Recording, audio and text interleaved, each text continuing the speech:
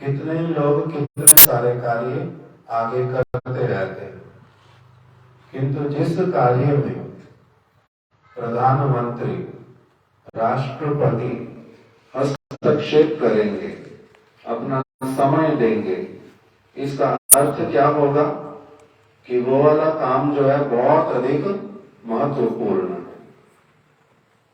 इसी प्रकार से श्री चैतन्य महाप्रभु, उन्होंने सनातन गोस्वामी जी को 1 महीने तक नित्य प्रति अपना समय, अपना संग, स्नेह, कृपामय उपदेश, ये सारे उनको प्रदान किए।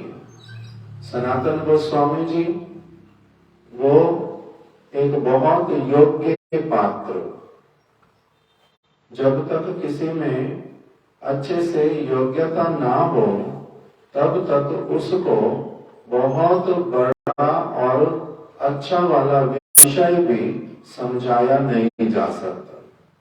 जैसे यदि कोई बहुत छोटा बालक हो तो उसको उपदेश देने पर भी क्या वो धारण कर पाता है? वो धारण नहीं कर पाता।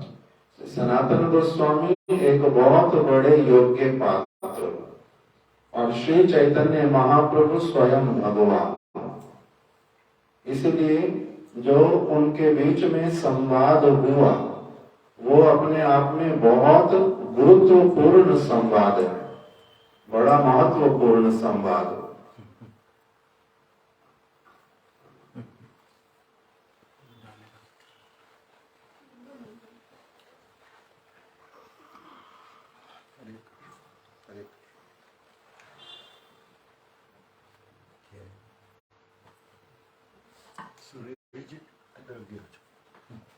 नहीं जाना किचन में। अच्छा इधर आओ सामने।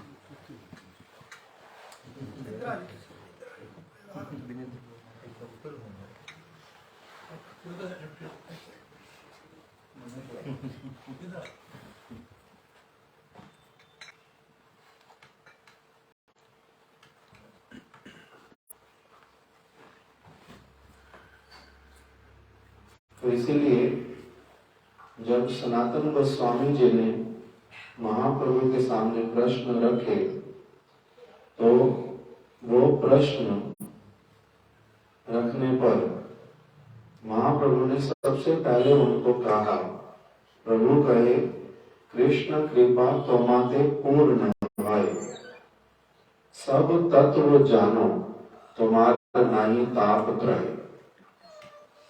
हे सनातन, यद्यपि तुमने मेरे सामने प्रश्न रखा है, किंतु मैं ये भली प्रकार से जानता हूं कि कृष्ण के विषय में कृष्ण की कृपा जो है तुम्हारे ऊपर बहुत अधिक है। कृष्ण की कृपा तुम्हारे ऊपर बहुत अधिक है, नहीं तो तुम कृष्ण भक्ति करने के लिए अपने राजपद को, अपने परिवार को, अपने वास स्थान को, सारी वस्तुओं को छोड़ करके उन्हीं कृष्ण के प्रेम में मतवाले होकर के अपना घर कैसे छोड़ करके आए? कुछ भी तुम अपने साथ में लाए नहीं, पूरी तरह से कृष्ण के ऊपर निर्भर होके आ गए, भविष्य का कोई चिंता ही किया नहीं। तो इसी से क्या पता चलता है कि कृष्ण की कृपा तुम्हारे ऊपर बहुत है। कृष्ण कृपा तुम्हारे पूर्ण है, सब तत्व जानो तुम्हार नहीं ताप त्रय। और तुम भक्ति की, शास्त्रों की सारी बातों को बड़ी अच्छी तरह से जानने वाले हो। तुम कोई ऐसे वाले व्यक्ति नहीं हो जिसने कभी साधु संग नहीं किया, जिसने कभी भागवत नहीं पढ़ी, गीता नहीं सुनी। क्योंकि सनातन गोस्वामी जब राजपद पर भी रहते थे उस समय भी अपने घर में नित्य प्रति बहुत सारे भागवत के जो विद्वान लोग उनके साथ बैठ करके भागवत का एक एक शब्द बड़े ही ध्यान के साथ में सुनते थे और उसका क्या अर्थ निकलता था उसका आस्वादन करते थे। नहीं तो ऐसे ही एकदम से वैराग्य नहीं आ जाता, ऐसे ही घर छोड़ने की इच्छा नहीं हो जाती। इसलिए पहले से ही साधु संग करते थे, भागवत सुनते थे और फिर अब ऐसा उनके जीवन का समय उपस्थित हुआ था कि वो सारा कुछ ही छोड़ के चैतन्य महाप्रभु के पास में आ गए थे। तो इसलिए चैतन्य महाप्रभु से जब प्रश्न किए तो महाप्रभु ने साथ साथ में उनको कह दिया कि प्रभु कहे कृष्ण कृपा तुम्हारे पूर्ण है, सब तत्व जानो तुम्हारे नाही ताप त्रय। तुम्हारे को तीन ताप तापित करते ही नहीं है। तुम्हारे अपने कोई अब ताप ऐसे नहीं रह गए जिसके द्वारा तुम कोई कष्ट का अनुभव करते हो। तुम्हारा ऐसा कुछ भी नहीं है और तुम भली प्रकार से जानते हो कि तुम कौन हो। किंतु फिर भी तुमने जो प्रश्न रखा है वो क्या है? कृष्ण भक्ति धरो तुम्ही जानो तत्व भाव, जानी डांटे लागी पूछे साधु स्वभाव।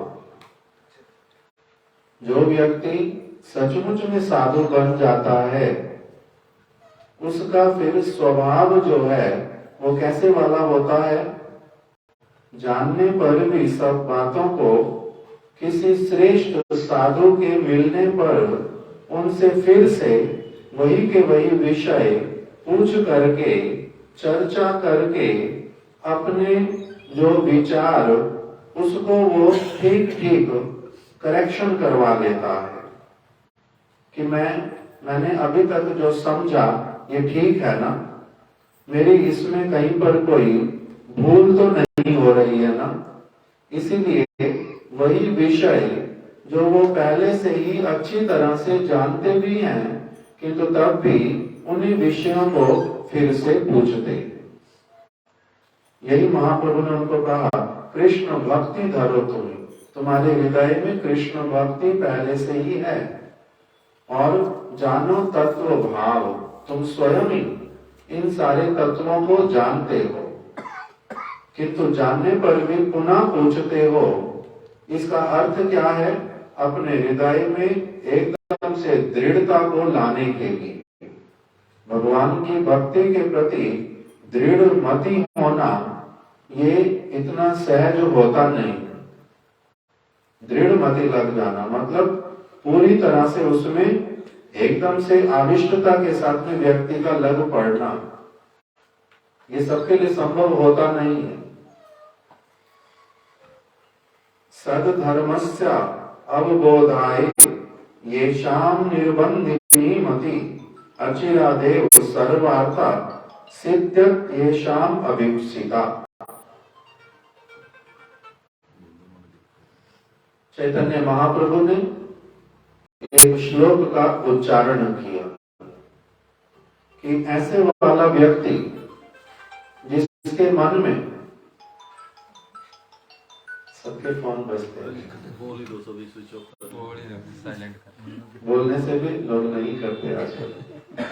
सबको लगता है बहुत इम्पोर्टेंट फोन, उससे इम्पोर्टेंट कुछ नहीं होता। मैं फरीदाबाद में था, कोई एक भक्त मेरे पास छोटा वाला फोन, क्या बोलते उसको पता नहीं, नोकिया का छोटा फोन, तो मेरे को किसी ने सिखा दिया कि प्रभु जी इसको बिस्तर के पास में रखते नहीं, ऊपर वाली पॉकेट में नहीं रखते, इसमें वाइब्रेशन आती है, खराब होती है, तो और रात को इसको स्विच ऑफ कर देना चाहिए और फिर अपने बिस्तर सिर के पास में भी नहीं रखना चाहिए, दूर कहीं रखना चाहिए। तो मैंने सीख लिया उन दिनों। हमारे यहाँ पर उत्सव हुआ फरीदाबाद मठ में, कमरे हमारे पास वहां पर कम है, तो इसीलिए मेरे वाले कमरे में ही 2 और भक्तों का बेड भी लगा दिया, 3 लोग हम सोएंगे। तो मैंने तो अपना फोन स्विच ऑफ कर दिया। जैसा मैंने सुना, मैं अपना बाहर रख के आ जाता था, बाहर वाली टेबल पे फोन को, सुबह उठाऊंगा। तो दूसरे भक्त को भी बोला मैंने कहा कि प्रभु जी अपना फोन जो है स्विच ऑफ कर दो, अभी बाहर रख देते हैं, सुबह उठा लेंगे। तो कहते प्रभु जी ऐसा नहीं कर सकता, कोई इंपॉर्टेंट फोन आ गया तो, कोई बहुत जरूरी फोन आए, किसी को कुछ काम हो तो क्या होगा। मैंने कहा ऐसा किसी का कोई इंपॉर्टेंट काम नहीं होता, हम लोगों को लगता है कि हमारे पास इंपॉर्टेंट कॉल आएगी, कोई जरूरी नहीं होता, किंतु वो मानता नहीं, वो अपने पास में रखेगा ही रखेगा। मैंने कहा 1 मिनट केवल सोचो तो सही कि अधिक से अधिक क्या होगा, कि कोई मर जाएगा और रात को 2 बजे तुम्हारे को पता नहीं चलेगा, सुबह 6 बजे पता चलेगा। इससे अधिक और कुछ हो सकता था? इससे अधिक कुछ और हो नहीं सकता। किंतु हम लोगों का ऐसा वाला ब्रेन है कि वो मान नहीं पाता, वो नहीं मान पाता। अभी जो है, घर से चलते समय अगर किसी से पूछो कि कौन सी चीज चेक करनी चाहिए, कौन सी चीज चेक करनी चाहिए, कि भाई माला है, हमारे महाराज जी श्रील भक्ति विज्ञान भारती गोस्वामी महाराज जी जब वो अपने कमरे से बाहर निकलेंगे, बाहर द्वार पर कहीं पहुंचेंगे, तो बोलते थे सिर्फ मेरे को चेक करना होता कि मेरी माला मेरे पास है या नहीं है। क्यों? क्योंकि सबसे इंपॉर्टेंट मेरे लिए वही चीज है, उसी को मैंने चेक करना। किंतु दूसरे लोगों को पूछने से वो क्या बोलते हैं, अभी मोबाइल जो है वो अपने प्राणों से भी अधिक प्रिय है, वो नहीं होगा तो एकदम से किसी बच्चे का देखता हूँ फोन अगर 2 मिनट भी नहीं मिले कहीं रख दे, उसको जैसे ही याद है मेरा फोन का झटपट करता है एकदम से। जब तक फोन नहीं मिलेगा ऐसा लगता है उसके प्राण पकेड़ो अभी चले जाएंगे। ऐसे वाला हो गया नहीं हो गया? किंतु ये बहुत बड़ी बीमारी है, ये नहीं पता चलता। अब सभी फोन बंद कर दो।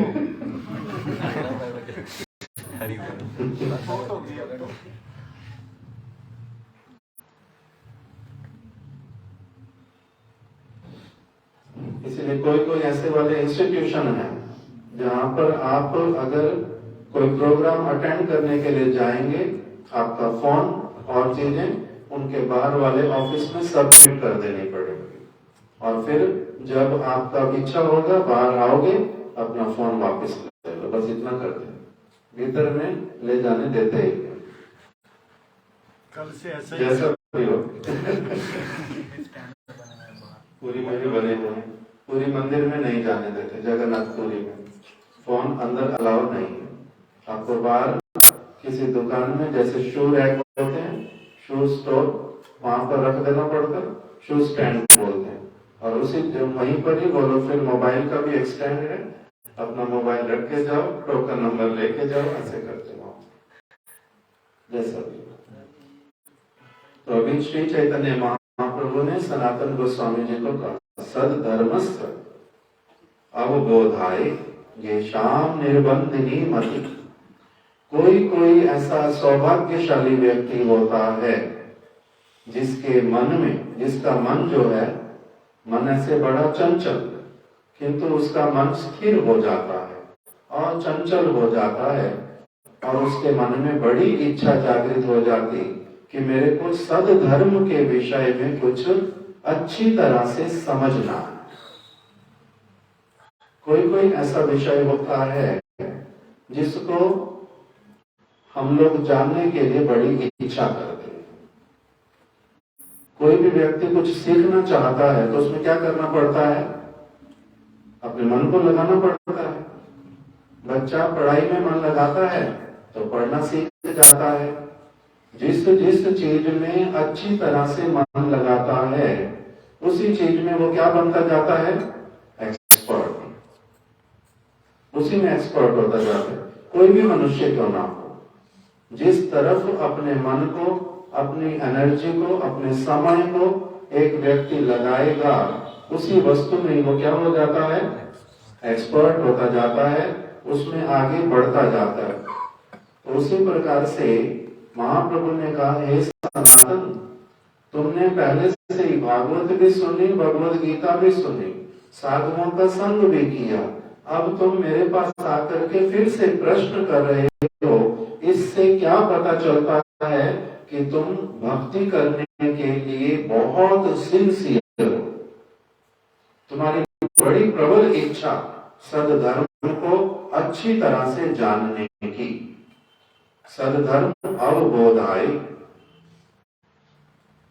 ये शाम निर्बंधिनी मति, जिसका चित्त जो है इस प्रकार की चीज में लग पड़े। नहीं तो प्रश्न किस चीज का करता है व्यक्ति? किसी चीज को बड़ी अच्छी तरह से कर रहा है और फिर उसमें कुछ न कुछ ऐसा लगता है कि मेरे को अभी भी समझना बाकी है, तभी तो प्रश्न करते हैं। तो इसलिए इनका प्रश्न केवल मात्र टाइम पास करने के लिए प्रश्न नहीं है। जिस सनातन गोस्वामी जी को महाप्रभु मिल गए और कुछ ना कुछ उन्होंने प्रश्न ऐसे रख दिया कि थोड़ी देर मिले हैं तो टाइम पास हो जाए। टाइम पास करने के लिए नहीं किया, बल्कि जो समय मिला उसका बहुत अच्छी तरह से सदुपयोग किया उन्होंने। इसलिए इसी से महाप्रभु ने कहा, निर्बंधिनी मति, तुम्हारी जो मति है वो तुम पूरी तरह से भगवान में एकदम से लगा देना चाहते हो। इसीलिए तुम्हारा क्या हो गया है, सदधर्म के विषय में तुमने बड़ा अच्छा प्रश्न रखा है। ऐसे वाला जो व्यक्ति, उसका क्या होता है, अचिरा देवा सर्वार्था सिद्ध्यत येषाम अभिप्सिता। ऐसे व्यक्ति का जो लक्ष्य है उसको वो बड़ी जल्दी प्राप्त कर लेता है। तुम्हारे को अति शीघ्र, तुम्हारी सिंसियरिटी देख करके लगता है तुम्हारे को अति शीघ्र भगवान के चरण कमलों की प्राप्ति होगी ही होगी, अति शीघ्र। जिस प्रकार से तुम सिंसियरिटी के साथ में मेरे से प्रश्न कर रहे हो। तब उनको कहा, योग्य पात्र भव तुम्ही भक्ति प्रवर्ताइते। यद्यपि तुम स्वयं या हो जो भक्ति की बातें हैं वो भली प्रकार से तुम स्वयं ही दूसरों को भी सिखा सकते हो, समझा सकते हो, तुम्हारा इतना योग्यता है, किंतु इतना योग्यता होने पर भी तुम्हारी जो दीनता वही तुम्हारे से इस प्रकार के प्रश्न करवाती है। तुमने प्रश्न अपने लिए नहीं रखा के आमी, कि मैं कौन हूं, तुम्हारे को भली प्रकार से पता है। तुमने रखा है और सब जीवों के लिए। तुम्हारे को तापित नहीं करते हैं, तुम अब उनसे बहुत ऊपर उठ चुके हो, किंतु जगत वासियों के लिए ही तुमने मेरे से प्रश्न किया है। भगवान के विषय में जो प्रश्न करता है और जो व्यक्ति उत्तर प्रदान करता है और आसपास में और कोई व्यक्ति उस विषय को सुनता है, तो कहते हैं उससे सबका ही मंगल होता है। प्रश्न करने वाले का मंगल, उत्तर देने वाले का मंगल, आसपास में जो सुनते उस विषय को उनका भी परम मंगल होता है। सुखदेव गोस्वामी और परीक्षित महाराज, परीक्षित महाराज ने भी जब प्रश्न रखे थे सुखदेव गोस्वामी के समक्ष, सुखदेव गोस्वामी बड़े प्रसन्न हो गए थे। इसी प्रकार से महाप्रभु सनातन गोस्वामी जी से बड़े प्रसन्न हो गए और फिर उन्होंने एक एक करके उत्तर दिया था कि तुम स्थूल शरीर नहीं, जीव जो है वो स्थूल शरीर नहीं है, सूक्ष्म शरीर नहीं है, बल्कि आत्मा है। दूसरा, उसको जो इस जड़ जगत में भेजा जाता है भगवान के द्वारा, कारागार में भेजा जाता है, किस लिए? क्योंकि वो कृष्ण की बात नहीं मान करके, उनसे विमुख होकर के दूसरी ओर अपने ही भोग इत्यादि को प्राप्त करने के लिए जब ललायित हो उठता है, तब उसको भगवान क्या करते हैं? उसकी मति को ठीक रखने के लिए उसको इस प्रकार से माया के द्वारा दंडित करवाते हैं। ये सारा प्रसंग हम लोग सुन आए। फिर उसके बाद में महाप्रभु ने उनको कहा कि भगवान जो है बड़े कृपामय, वो क्या करते हैं, ऐसे लोग जो कारागार में आ गए, इस संसार का नाम ही क्या कहा, कारागार, और इसी कारागार में जो आ गया, जिस किसी प्रकार से उसके मंगल के लिए भगवान क्या करते हैं, फिर स्वयं ही साधु के रूप में, शास्त्र के रूप में प्रकटित हो जाते हैं।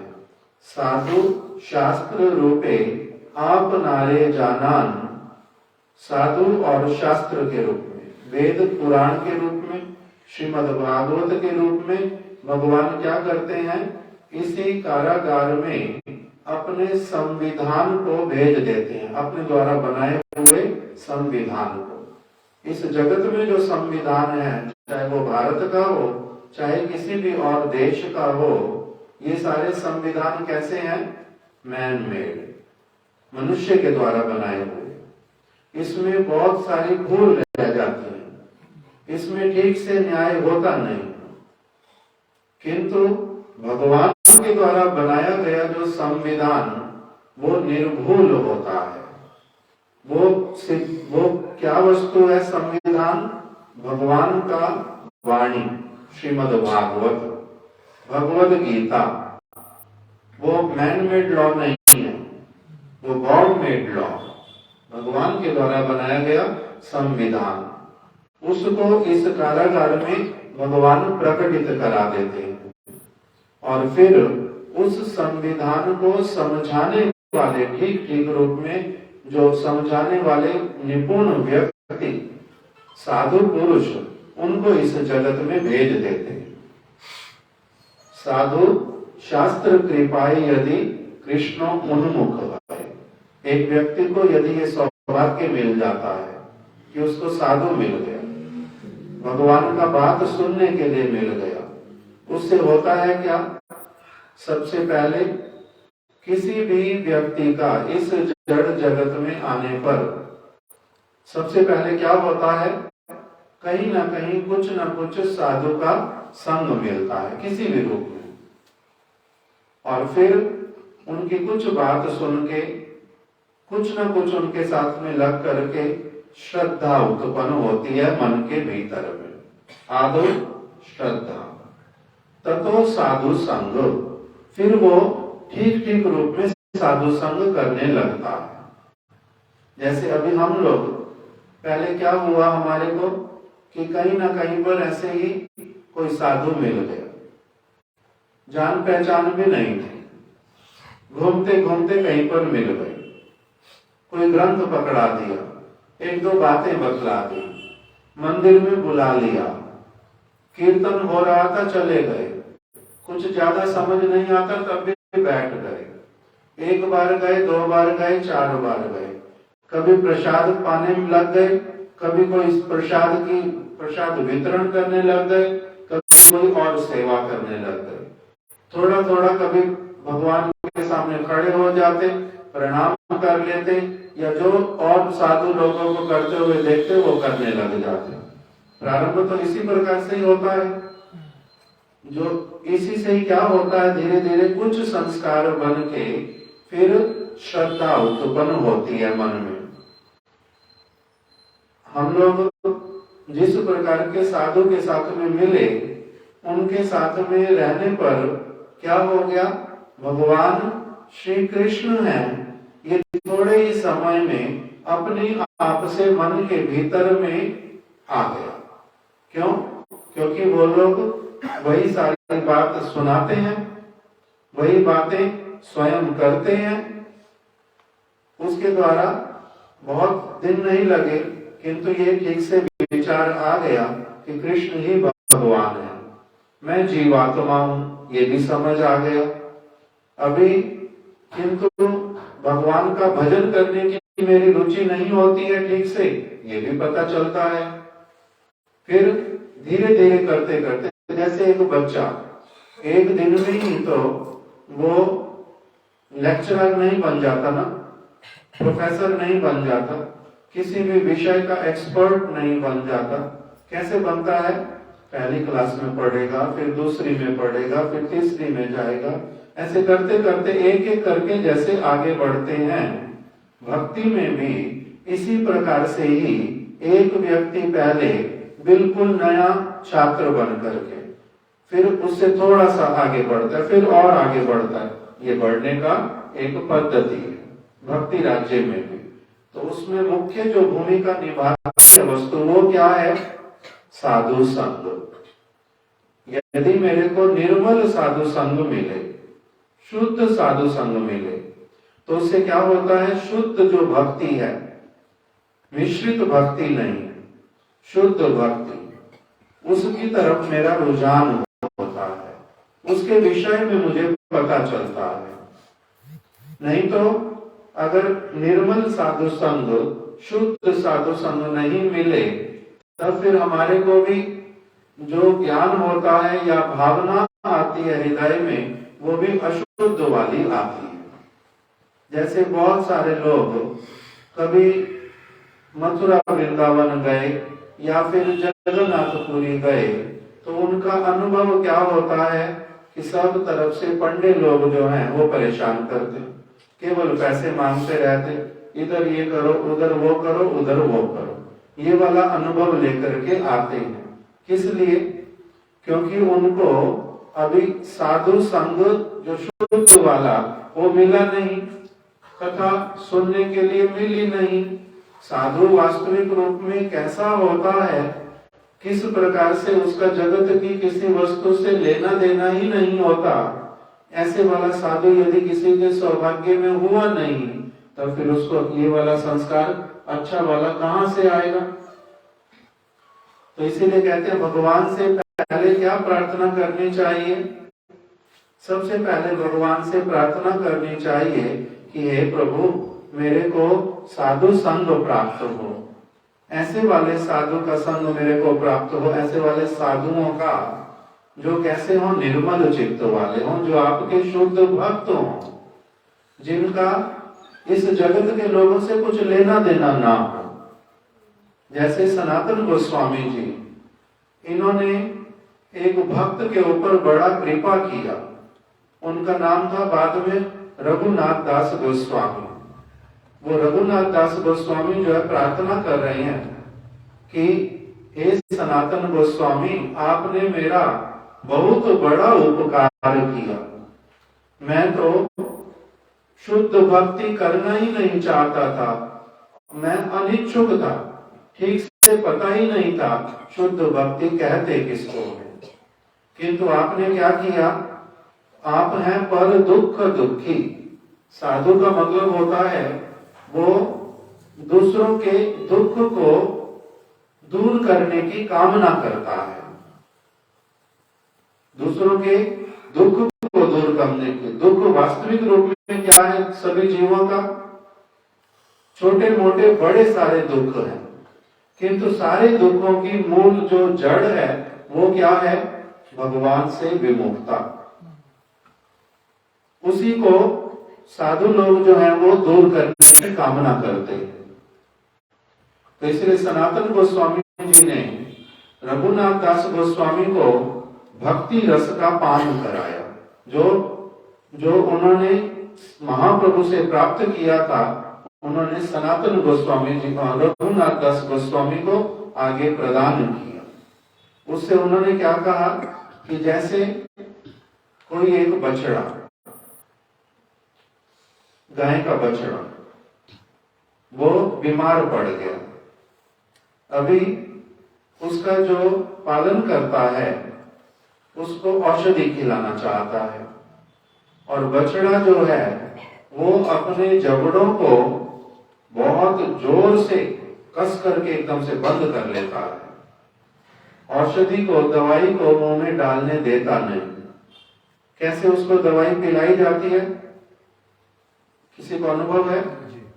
कैसे पिलाते हैं उसको दवाई, बछड़े को?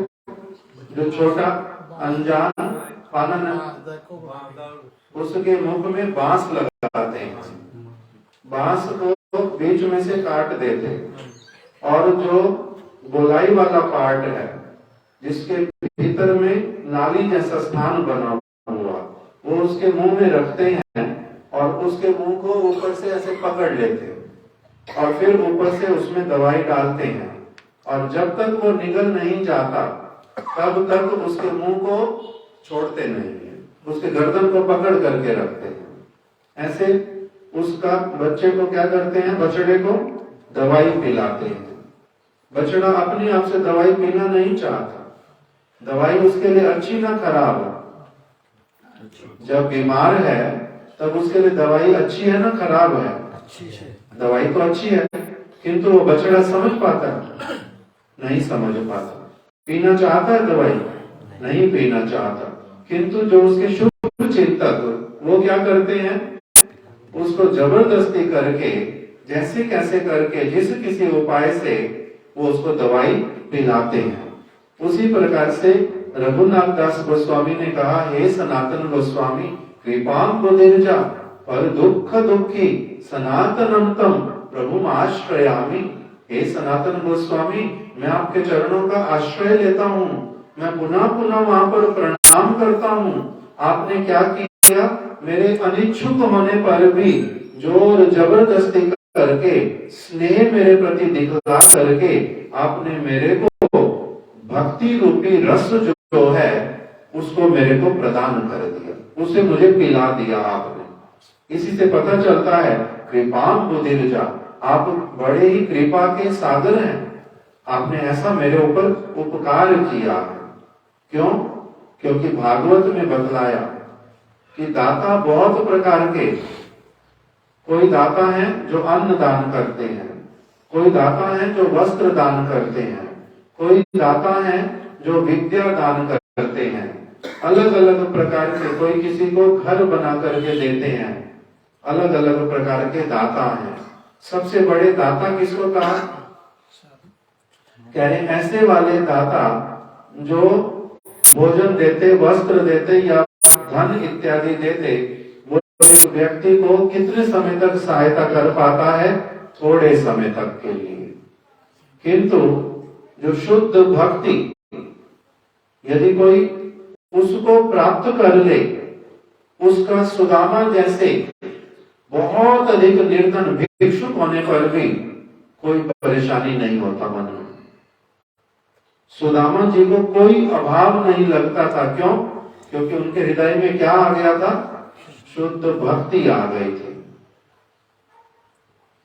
युधिष्ठिर महाराज इत्यादि, अम्बरीश महाराज इत्यादि, इनके पास अथाह धन होने पर भी, बड़े बड़े साम्राज्य होने पर भी इनमें अहंकार रत्ती भर भी नहीं था। किस लिए? क्योंकि इनको साधु संग हो गया था। साधु संग होने पर धनी का अभिमान रहता नहीं, निर्धन का अभाव रहता नहीं, मूर्ख व्यक्ति का कोई चिंता नहीं होता कि मैं मूर्ख हूं। क्यों? सबसे बड़ा जो ज्ञान, भगवान के प्रति प्रेम, वो यदि हृदय में आ जाए, बाहरी विद्या यदि किसी को नहीं भी आती तो क्या चिंता का बात होता है। शबरी बहुत कुरूप थी, उस देखने में बहुत ऐसा वाला उसको शरीर मिला था, जिन लोग दिल में उसको देख करके भी भयभीत हो जाते थे। किंतु जब वो साधु बन गई तब उस समय उसके रूप ने कोई बाधा डाली? कोई बाधा नहीं डाली। एक साधु थे जिनका नाम वासुदेव विप्र, उनको कुष्ठ रोग हो गया, उनके शरीर में कीड़े पड़ गए, किंतु तब भी उनको कोई वो दुख नहीं दे पाते थे। कीड़े अगर गिर जाते उनके चलने से, उन कीड़ों को उठा करके फिर से जहां से गिरे वहीं रख देते। क्या कह करके कि तुम्हारे को कोई भी अपने पैर के नीचे रौंद करके चला जाएगा, मेरे यहाँ रहोगे तो ठीक ही रहोगे, और मेरे को ऐसे कोई मारेगा नहीं। तो उनको वो वाला रोग भी तापित नहीं करता था। इसलिए क्योंकि उनको क्या हो गया था, भक्ति रस का उनको पान करा दिया गया था। तो इसलिए जिस व्यक्ति से वो वस्तु मिले भक्ति, जो ऐसा कोई दाता हमारे को मिल जाए जो हमारे हृदय में ऐसी वाली भगवान के प्रति भक्ति, शरणागति, सेवा की भावना, भगवान से मेरा ऐसा संबंध करा दे जिससे कि हजारों प्रकार के दुख या सुख आने पर भी मैं उसके द्वारा विचलित नहीं होकर के निश्चल रूप में भगवान की ओर लगा रहूं, उस व्यक्ति को क्या कहते हैं? सबसे बड़े दाता। इसलिए गोपियों ने श्रीमद् भागवत के अंतर्गत गोपियों के मुख से ये वचन उच्चारित हुआ, तब कथामृतम तप्त जीवनम कविभिडीडितम कल्मषापहम श्रवण मंगलम श्रीमदाततम भुवि गृह्णान्ति ते भूरिदा जना भूरिदा जना। कि गोपियों ने कहा, हे कृष्ण, हम तो उस व्यक्ति को सबसे बड़ा दाता मानती हैं जो हमारे को क्या करता है, तुम्हारी कथा को पुनः पुनः पुनः पुनः हमारे कानों में उस कथा को उड़ेलता है, पान कराता है। तब कथामृतम, आपकी कथा अमृत के समान है। वो एक व्यक्ति को क्या कर देती है? अमर बना देती है। सुख दुख, लाभ हानि, जय पराजय उसको फिर कोई इफेक्ट ही नहीं कर पाती, ऐसा वो हो जाता है अमर। तब कथामृतम, आपकी कथा अमृत के समान है। तप्त जीवनम, जिनका जीवन जो है तापित है, दुखी है, उसके जीवन को एकदम से शांत कर देने वाली। तब कथामृतम तप्त जीवनम कभी भी पीड़ितम कल्मषापहम, जितने प्रकार के अमंगलमय वस्तुएं हैं उन सारी अमंगलमय वस्तुओं को दूर करने वाला है। मंगलम भगवान विष्णु, मंगलम मधुसूदना, मंगला मंगलाय तनोहरि, और क्या आता है उसमें? मंगलम गरुड़ ध्वजा, मंगलम तन्नो हरि। भगवान ही क्या है? मंगलमय। उनका नाम ही परम सुखकारी। यदि कोई व्यक्ति उस चीज को हमें ठीक ठीक रूप में प्रदान कर दे, तब उसके द्वारा हमारा जो उपकार होता है और किसी वस्तु से नहीं हो सकता। इसी बात को सनातन गोस्वामी जी ने महाप्रभु के माध्यम से गांठ बांध लिया और फिर उनका जीवन जो है किस प्रकार का हो गया? परम सुखमय, सब समय साधु संग करने वाले, नाम संकीर्तन करने वाले, धाम में वास करने वाले, और महाप्रभु ने जो जो उनको उपदेश दिए उन्हीं उपदेशों के अनुसार चलने वाले, ऐसा उनका जीवन बन गया। उनके जीवन में एक घटना आती है बाद में। वो आ गए महाप्रभु के आदेश से वृंदावन में। महाप्रभु ने उनको कहा, आप वृंदावन चले जाओ। वाराणसी से महाप्रभु चले गए जगन्नाथपुरी। इनको शिक्षा इत्यादि देने के बाद में 5 चीजें मुख्य रूप से इनको करने के लिए कहा। साधु संग, नाम कीर्तन, भागवत श्रवण, मथुरा वास, श्रद्धाए श्री मूर्ति सेवन। कि ऐसे तो भगवान को प्रसन्न करने के हजारों उपाय हैं, किंतु उसमें से भी साधु संग, सब समय जहां पर भी हो क्या करना? साधु संग करना। साधु यदि सब समय ना मिले तब क्या करूंगा? तब उन्होंने कहा कि अपनी आंख से जो भगवान की वाणी सुनी हुई है अथवा जो पढ़ने को मिलती है उसको पुनः पुनः दोहराना। वक्ता अगर कोई मिले श्रेष्ठ कथा सुनाने वाला, कथा सुनने लग जाना। कोई अगर सुनाने वाला ना मिले तो तुम स्वयं ही सुनाने वाले बन जाना। श्रोता कोई मिले तुम वक्ता बन जाना। किसी किसी स्थान पर वक्ता भी नहीं है, कोई सुनाने वाला नहीं मिला, कोई श्रोता भी नहीं है, सुनने वाला भी नहीं मिला, आप अपने आप से हैं। उस समय क्या करेंगे? अपने आप से पढ़ना। इस प्रकार से सब समय साधु संग करना। फिर साधु संग नाम संकीर्तन, जो भगवान के नामों का कीर्तन। कैसे वाले कीर्तन करना? जिस किसी के द्वारा गाए हुए बनाए हुए कीर्तन नहीं करना।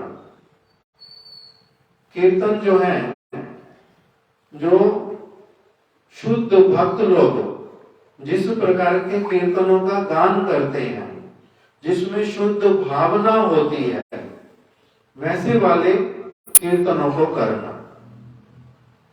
नाम संकीर्तन करना। हरिहराय नामा कृष्ण यादवाय नमः, यादवाय माधवाय केशवाय नमः। गोपाल गोविंद नाम श्री मधुर राम श्री मधुसूदन, गिरिधारी गोपीनाथ मदन मोहन। भगवान को उनके इन नामों से पुकारना, नाम संकीर्तन करना। हरे कृष्णा कृष्णा कृष्णा हरे हरे, हरे राम राम राम हरे हरे। इस प्रकार से भगवान के नाम का संकीर्तन करना।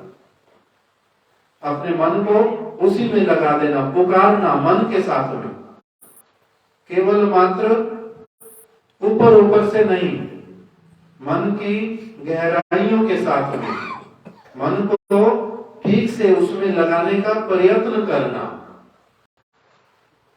और चीजों से अपने आप को कम से कम कुछ समय के लिए अलग रख लेना कि और कोई काम नहीं है इस समय मेरा। मैंने पूरी तरह से अपना क्या करना है? अपना भगवान को पुकारना है। इस समय केवल भगवान के परिकर, मैं और कोई भी नहीं है। इस जगत का कोई काम मेरे को नहीं है और मेरा कोई भी और हानि होएगा नहीं। मेरे को क्या करना है? इस समय भगवान का भजन करना है। ऐसे वाला अपने समय लेकर के क्या करना? नाम संकीर्तन। सब प्रकार की चीजों से छूट करके। नहीं तो हमारा दिमाग कैसे वाला है, एक मिनट भी शांत होता नहीं। सुबह उठने से लेकर के रात को जब तक अपनी आप से नींद ना आ जाए तब तक मन कहां लेकर के जाता ही रहता है, भटकता रहता है। किंतु महाप्रभु ने उपदेश कर दिया, क्या करना? प्रभु कहे कई लाम एई महामंत्र, यह जपो गिया सबे करिया निर्बंध। मैंने तुम्हारे को ये महामंत्र कह करके सुनाया, भगवान की कथा तुम्हारे को सुनाई। इस सब को क्या करना? इसमें अपना मन लगा करके। प्रभु कहे कई नाम यही महामंत्र, यहाँ जपो गिया सबे, इसको जप करना। गिया सबे करिया निर्बंध। निर्बंध मतलब अचंचल, अर्थात स्थिर होकर के एक ही और अपने मन को लगा के, और सारी चीजों से कुछ समय के लिए कम से कम पूरी तरह से छुट्टी लेकर के, विदाई लेकर के। जैसे परीक्षित महाराज, उन्होंने क्या किया था? जब पता चला मेरे 7 दिन बाकी, तो उन्होंने अपना राजपाट, घर परिवार, सोना चांदी हीरे मोती ज्वारात, वो सारा कुछ अपने पुत्र को, दूसरे लोगों को संभाल करके दे दिया। और कि भैया अब मैं किस तरफ चला? मैं चला गंगा की ओर। मैं अपना पूरी तरह से देखता हूं कि अब मेरे को क्या करना है। उस प्रकार की भावना के साथ में कम से कम कुछ समय नित्य प्रति क्या करना? नाम संकीर्तन, भगवान का नाम संकीर्तन करना। ये एक सेवा है बहुत बड़ी। और सबसे इंपॉर्टेंट टास्क है जीवन का। इससे महत्वपूर्ण और कुछ नहीं है। क्यों? क्योंकि जीवन कैसे वाला है? अनित्य। कब चला जाएगा एक मुहूर्त में पता भी नहीं चलेगा, नहीं पता चलता। श्रील भक्ति वल्लभ तीर्थ गोस्वामी महाराज जी एक श्लोक को बार बार सुनाते थे, लब्ध्वा सुदुर्लभमिदं बहु संभवान्ते। बहुत मुश्किल से ये वाला जो मनुष्य शरीर है ये प्राप्त हुआ है, और कोई भी किसी भी और योनि में भगवान का भजन नहीं किया जा सकता। गाय को बोलने से भगवान का भजन कर 1000 दिन बोलते रहो, वो करना शुरू कर देगी तो नहीं। क्यों? कोई भी और प्राणी कर नहीं सकता, सुनने पर भी समझ नहीं सकता, उस काम में लग नहीं सकता, किंतु मनुष्य में भगवान ने विवेक दिया है, वो कर सकता है। इसलिए उनको सनातन गोस्वामी जी को यही समझाया महाप्रभु ने कि यद्यपि तुम सब कुछ जानते हो, किंतु फिर भी मेरे से जब सुनने की इच्छा है तुम्हारी, तब मैं तुम्हें क्या कहता हूं, नित्य प्रति जब तक जीवन रहेगा साधु संग करना, सब समय के लिए साधु संग सर्व शास्त्र कहिए। सारे के सारे शास्त्र यही कहते हैं पुनः पुनः, जैसा करोगे संग वैसा चढ़ेगा रंग। इसलिए साधु संग करना। हमारे महाराज जी कथा सुनाते थे कि एक बार एक चिड़िया, उसके 2 बच्चे अभी एकदम शावक, मतलब अभी अभी जन्म हुआ उनका अंडों में से, बहुत छोटे, अभी पंख भी नहीं निकले। उसी समय जो चिड़िया है अपने बच्चों के साथ में बैठी है घोंसले के भीतर में, और बड़ी तेज आंधी आ गई, ऐसा तूफान आया, उसका जो घोंसला था बड़ा मजबूत, किंतु वो भी एकदम से गिर गया, जमीन पर आकर के टकराया। उसने अपने दोनों बच्चों को बड़े कस करके पकड़ लिया। घोंसला भी किंतु थोड़ी देर में बच नहीं पाया, घोंसला भी जो है वो उड़ गया, इधर उधर हो गया। बरसात आने लग गई, ये उड़ भी नहीं पा रही थी चिड़िया।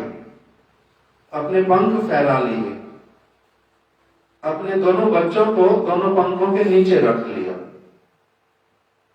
थोड़ी देर में ओले इत्यादि पड़े, वो खुद मर गए, किंतु उसके पंखों के नीचे जो 2 उसके बच्चे थे वो जीवित रह गए। बाद में तूफान बंद हो गया, वर्षा खत्म हो गई,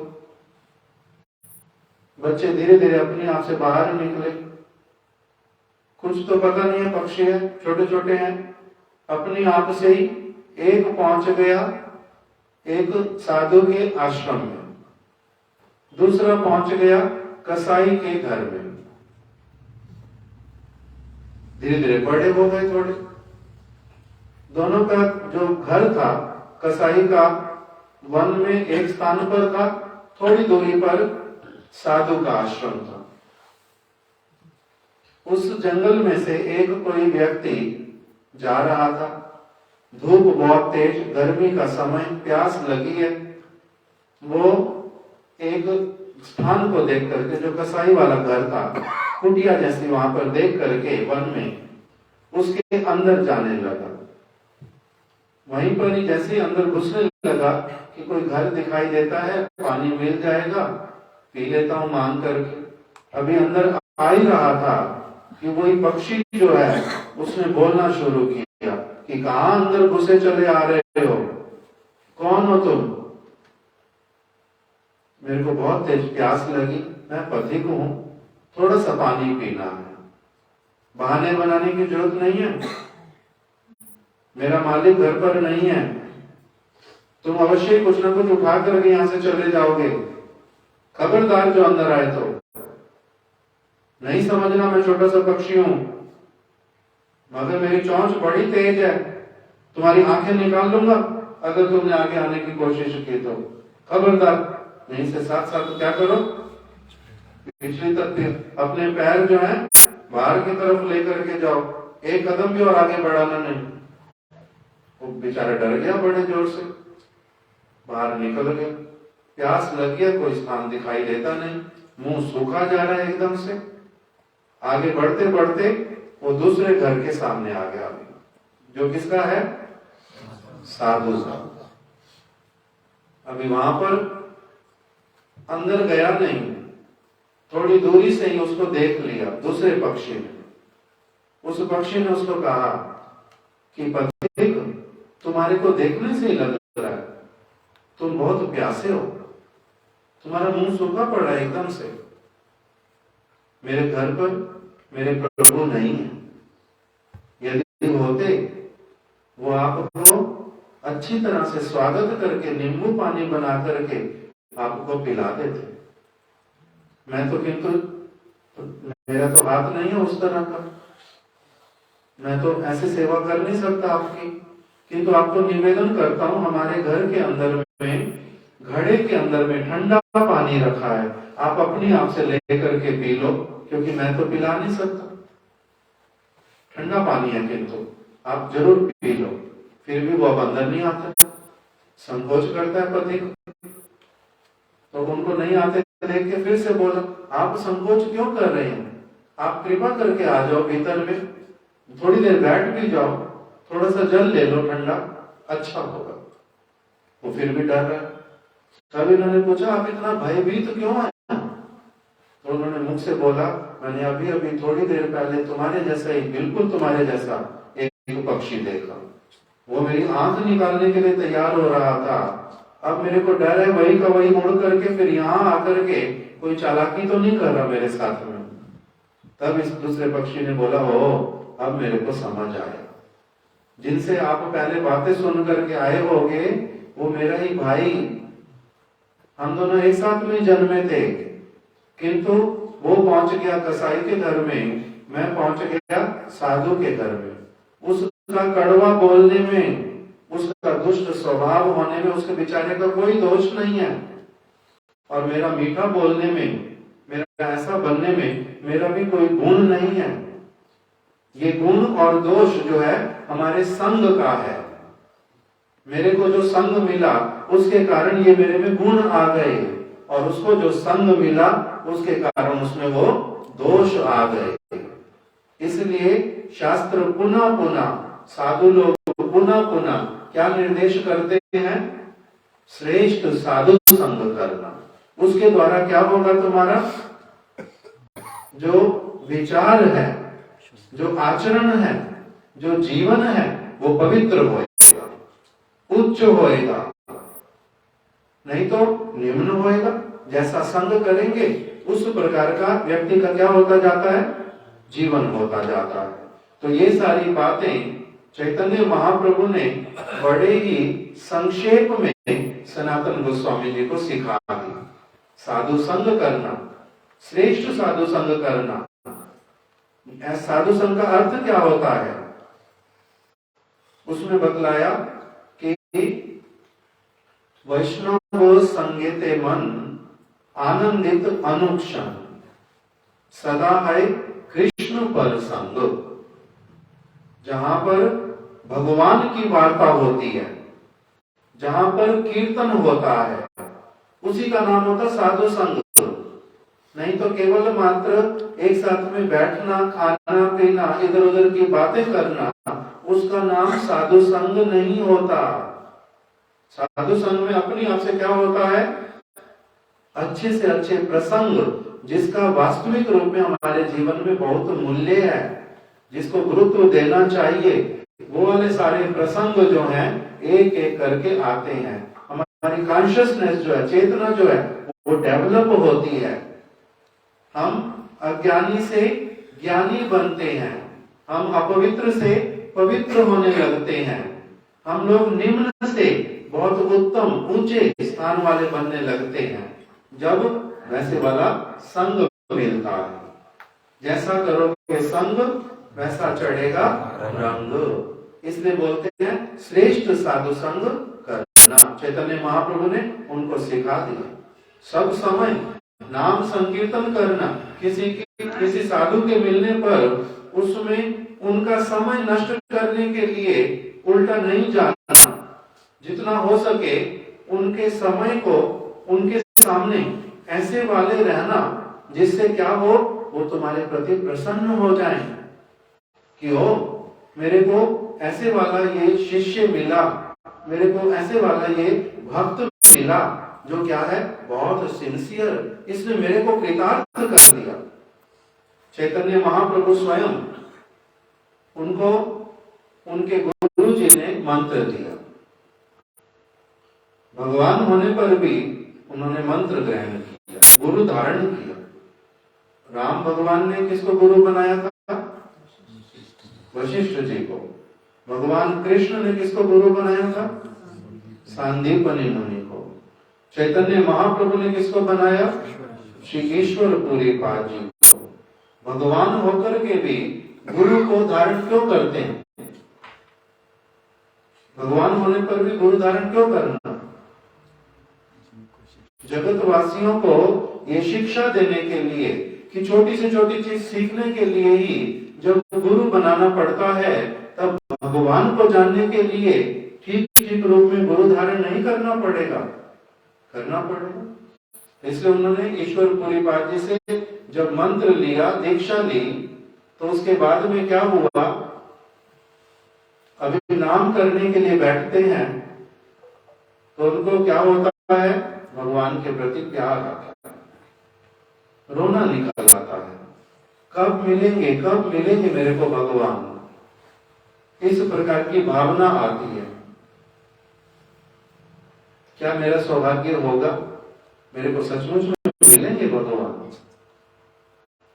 कभी कभी आनंदित हो जाते एकदम से कि हाँ, उत्कंठा आ जाती कि दृढ़ कृष्ण कृपा करिबे, दृढ़ करी जाने। कृष्ण मिलेंगे ही मिलेंगे। अभी कैसे नहीं मिलेंगे? मिलेंगे। ये जब विश्वास आ जाता मन में, उस समय एकदम से नृत्य करने लग पड़ते। कभी नृत्य करते हैं, कभी रोने लगते, कभी एकदम से शांत बैठ जाते, कभी जमीन में लोट-पोट खाते। तो अपने गुरु जी के पास आकर के एक दिन पूछा कि प्रभु, किवा मंत्र दिला गोसाई, किवा तार फल, जपीते मोरे करीला पागल। आपने मेरे को ये कैसा मंत्र दिया है? ये मेरे को कभी तो क्या करता है, रुलाता है, कभी मेरे को हंसाता है, कभी जमीन में लोट-पोट मेरे को करने के लिए प्रेरित करता है। ये आपने मेरे को कैसा मंत्र दिया है? तो उनके गुरु जी ने क्या कहा? हे शिष्य, तुमने मेरे को कृतार्थ कर दिया। ऐसे वाला मंत्र जप, मंत्र मिलने पर उसको इस प्रकार से तुमने क्या किया? ध्यान देकर के जप किया, जिसके द्वारा मंत्र का वास्तविक फल तुम्हारे को प्राप्त हो गया। इसलिए चैतन्य महाप्रभु ने बाद में किसी ने पूछा उनसे कि आप सन्यासी होकर के नाचते क्यों रहते हो? आप ऐसे ही कीर्तन क्यों करते रहते हो? सभी जगह पर ही सड़क पर चलते हो, वहीं पर ही कीर्तन करते हो, हाथ ऊपर उठाते हो, कभी नृत्य करते हो, कभी कुछ कभी कुछ। ये ऐसे वाला क्यों करते हो? चैतन्य महाप्रभु ने कहा, मैं करता नहीं हूं, मैं नहीं करता, मैं कोई प्रयास ही नहीं करता, इसके लिए कोई चेष्टा नहीं करता। ये नाम ही ऐसा है, ये मेरे से अपने आप कराता रहता है। ना जाने कब क्या कराता है, जैसा कराता मैं करने के लिए मजबूर होता। मैं हूं कठपुतली, और उस कठपुतली को कभी ऊपर कभी नीचे, कभी इधर कभी उधर करने वाला जो सूत्रधार है वो कौन है? ये भगवान का नाम। ये अपने आप मुझे ऐसा करवाता है। तो ये है साधु संग का फल, ये है नाम संकीर्तन करने का फल। इस प्रकार का नाम कीर्तन, इस प्रकार का साधु संग, धाम वास, उनको कहा तुम धाम में रहना, किंतु धाम में रहना केवल शरीर से नहीं, अपने मन के साथ में वहां पर रहना। साधु के संग में रहना, हरि कथा कीर्तन करते हुए वहां पर धाम वास करना, तभी तुम्हारा धाम वास हो। विग्रहों की सेवा करना, ये सारे उपदेश देकर के महाप्रभु ने सनातन गोस्वामी जी को भेज दिया वृंदावन। और सनातन गोस्वामी जी ऐसे सारा जीवन इस प्रकार से क्या किया, भगवान का भजन किया। उनके पास में समय हो गया, कल आगे कथा सुनेंगे, आज यहीं पर रख देते। कल आगे और कथा सुनेंगे कि महाप्रभु का संग का प्रभाव जो है वो सनातन गोस्वामी के जीवन में किस प्रकार से दिखलाई दिया, वो सारा कुछ हम कल श्रवण करेंगे। आज यहीं तक कथा रख देते। श्री सनातन गोस्वामी पाद की जय, श्री चैतन्य महाप्रभु की जय।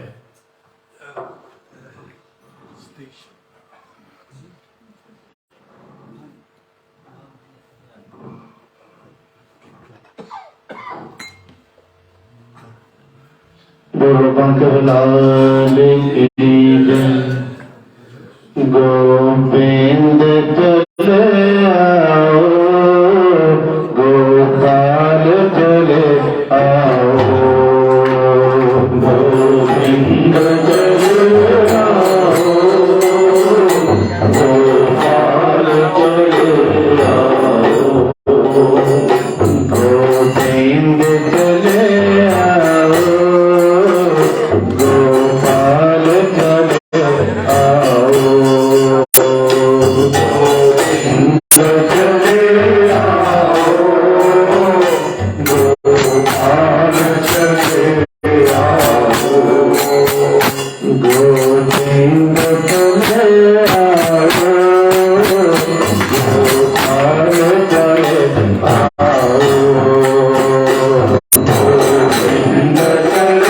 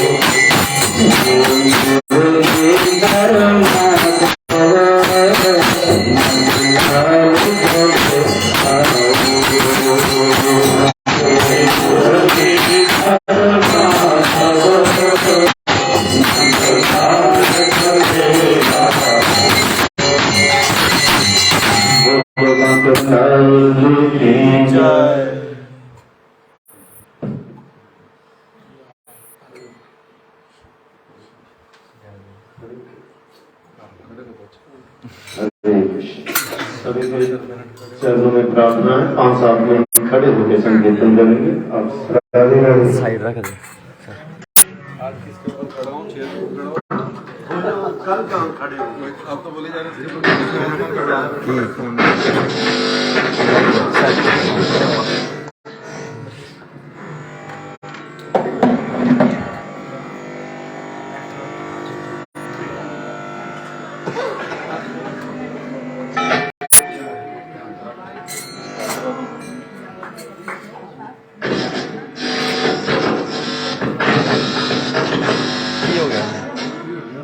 उधर तार हिल रही है, हरे कृष्ण। विसल बज रही है। जय राधा जय माधव जय राधा माधव जय राधा जय माधव जय राधा माधव जय